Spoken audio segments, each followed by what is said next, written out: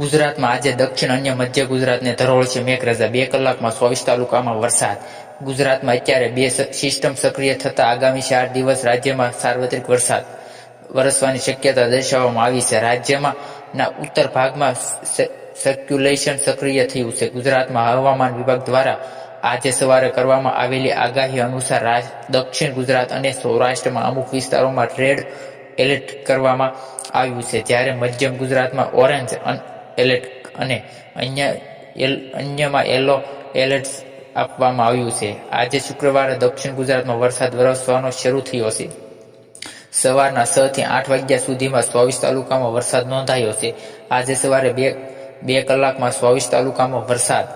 ગુજરાતમાં હવામાન વિભાગ દ્વારા આજે સવારે કરવામાં આવેલી આગાહી અનુસાર આજે સવારે દક્ષિણ ગુજરાતમાં વરસાદ વરસવાનો શરૂ થયો છે.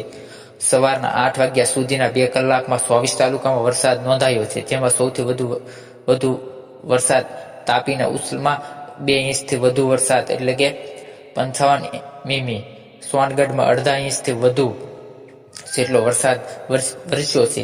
આ ઉપરાંત સુબરીમાં અડધો ઇંચ વરસાદ નોંધાયો છે, જ્યારે અન્ય તાલુકામાં 1 મિનિટમાં 11 મીમી વરસાદ વરસી ચૂક્યો છે.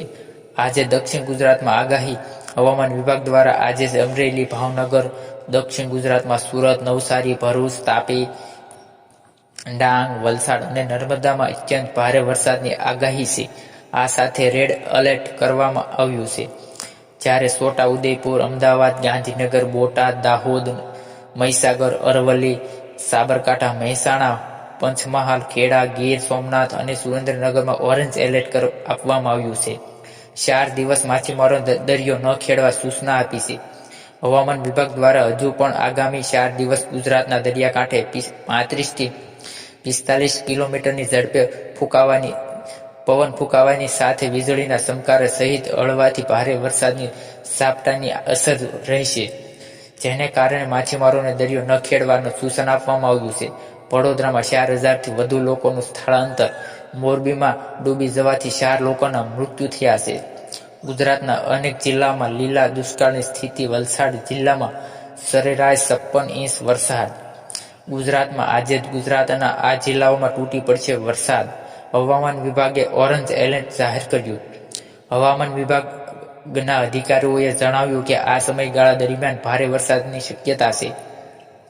નાગરિકોને સાવચેત રહેવાની અને જરૂરી સાવચેતીના પગલાં લેવાની સલાહ આપવામાં આવી છે.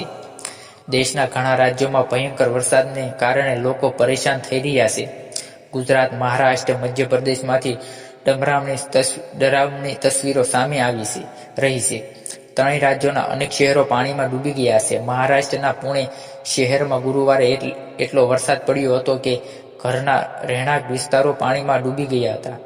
આ સ્થિતિ એમપી અને ગુજરાતમાં પણ ઘણા વિસ્તારોમાં પણ જોવા મળી છે. રસ્તાઓ નદી બની ગયા છે. પુણેમાં વરસાદના એલર્ટને જોતા આવતીકાલે તમામ શાળા અને કોલેજો બંધ રાખવાના આદેશ આપવામાં આવ્યા છે. સ્થિતિ એટલી ખરાબ છે કે સેનાઓ બચાવવા કામગીરી જવાબદારી લેવી પડી છે.